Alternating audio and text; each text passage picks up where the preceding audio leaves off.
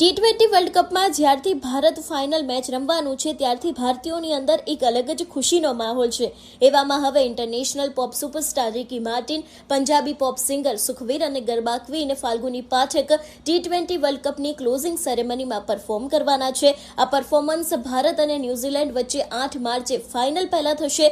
Final match અમદાવાદના નરેન્દ્ર મોદી સ્ટેડિયમમાં રમાવાની છે। આઈસીસીએ એક સોશિયલ મીડિયા પોસ્ટમાં જણાવ્યું કે માર્ટિનનું લાઇવ પરફોર્મન્સ સાંજે 5:30 વાગે શરૂ થશે।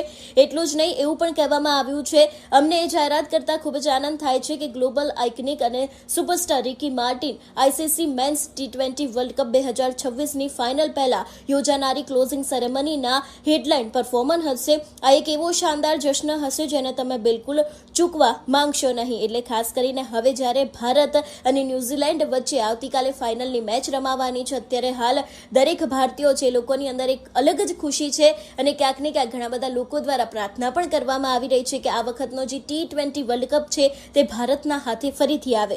તમારું શું માનવું છે આ વિષયને લઈને? અમને કમેન્ટ કરીને ચોક્કસ